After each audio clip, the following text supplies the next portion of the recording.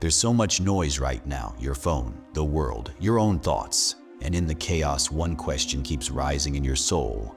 God, are you still speaking to me? Because if we're honest, sometimes it feels like silence. But hear this, God hasn't gone silent. We've just stopped listening. We live in an age of endless distractions. Scroll, click, comment, compare. We fill every quiet moment with content, and yet we feel more spiritually empty than ever. We've got podcasts in our ears, but pain in our hearts. Motivational quotes, but no direction. Noise all around us, but no voice within us.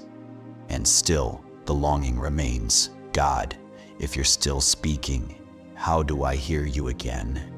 Jesus said, "My sheep listen to my voice. I know them and they follow me." John 10:27. That's not metaphor.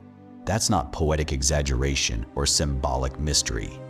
That's a promise, a real, living, breathing promise, straight from the mouth of Jesus himself.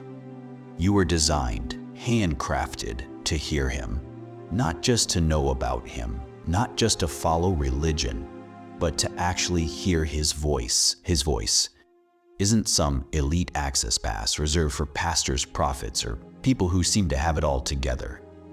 No, his voice is for the broken, for the uncertain, for the ones sitting in silence, wondering if God has gone quiet. It's for the tired heart that still dares to hope. It's for anyone willing to slow down and listen. But that's the battle, isn't it? Listening.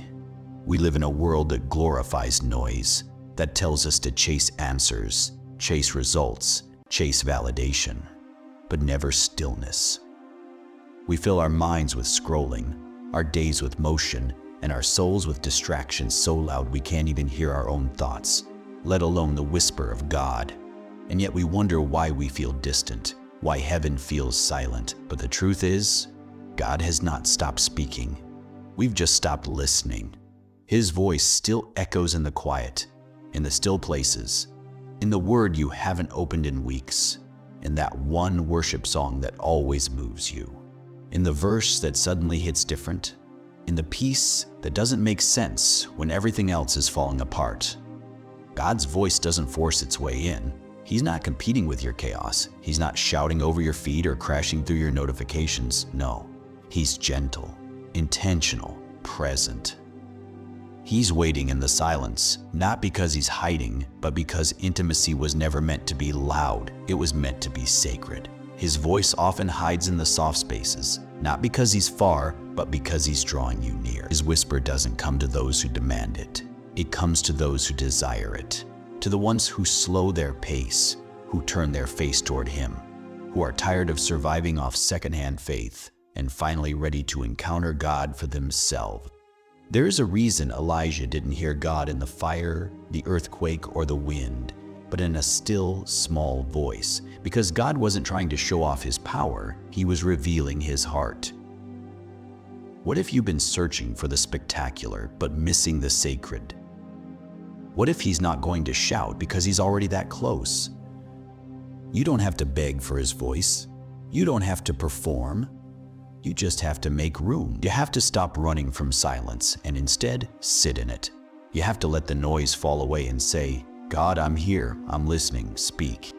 And maybe he won't say what you expected. Maybe he won't give you the full answer, but he will always give your soul what it needs. Because his voice doesn't just guide, it heals, it restores, it reminds you who you are. His voice brings clarity when confusion screams. It brings identity when the world tries to rename you. It brings calm to your chaos and light to your darkness. It tells you that you are not forgotten, not invisible, that you are known, loved, seen. His voice still calls people out of fear, out of shame, out of despair, just like he called Lazarus out of the grave. That same power, it's still alive, and it's reaching for you. So if you've been struggling to hear him, maybe this is him right now. Maybe these very words are how he's breaking through. You thought this was just another scroll, but maybe it's a divine interruption. Maybe it's heaven whispering to your heart, reminding you, I'm still near, I'm still speaking, and yes, You were created to hear me. Don't just watch once. Let this soak into your spirit. I remember the moment it all caught up to me. Not physically, but spiritually. I had been going through the motions, praying, yes. Reading scripture, yes. Listening to sermons, yes. But inside, I felt hollow, like I was showing up with my body but leaving with an untouched soul. The words didn't move me, the prayers felt like echoes in an empty room. It's terrifying to love God, to serve Him, and still feel like you can't hear His voice. That's when I broke. Quietly, privately. I didn't throw my Bible, I didn't walk away, but I did whisper one honest prayer. God, I don't want the noise, I want you. That was the shift. Not lightning, not fire, just a shift in posture, a shift in expectation, and everything changed. Not around me, but within me. Here's what I did, and maybe it'll help you too. First, I made silence a priority. Not an option, not a luxury, a non-negotiable. I carved out time with no phone, no music, no journaling, just stillness. And at first it was uncomfortable. My mind wandered, old thoughts and guilt resurfaced. But I stayed in it, and slowly, the silence stopped feeling empty. It started feeling sacred, holy, alive. I began to notice His presence in the quiet, not just around it. Because if you truly want to hear God's voice, you have to stop running from stillness. God doesn't always shout. Sometimes He whispers, and He's not silent. We're just distracted. Then I opened His Word like it was written to me personally, not as a task, not as a rule, but like a love letter. I stopped reading to finish. I started reading to feel, to feed. Sometimes just one verse, for days, and it changed everything, because suddenly verses I had skimmed over 100 times started reading me back, convicting me, comforting me, guiding me, holding me, not because the Bible changed, but because I changed how I approached it. Finally, I stopped demanding answers and started desiring His presence. This was the hardest part. I had been treating God like a GPS, always asking, what do I do? What's next? But one day, I felt it deep in my spirit. You're asking for direction, but I want to give you relationship. That broke me because I realized I didn't really want Him. I wanted what He could do for me. And so I repented. I rewired how I prayed. I stopped begging for answers and started whispering, "You're enough." I prayed less with my mouth and more with my heart. And in that stillness, in that surrender, I didn't always get what I wanted, but I started receiving what I needed. His nearness, His whisper. You know what broke me most? It wasn't when life got loud. It was when I felt nothing at all. When I sat in silence, surrounded by people, and still felt invisible. That's when the enemy whispers the loudest. God's not listening. God's gone quiet. But that's the lie. The truth, God hasn't stopped speaking. We've just stopped being still. If you've been wondering how to hear God's voice again, this may be your moment. Learning to hear God clearly takes surrender.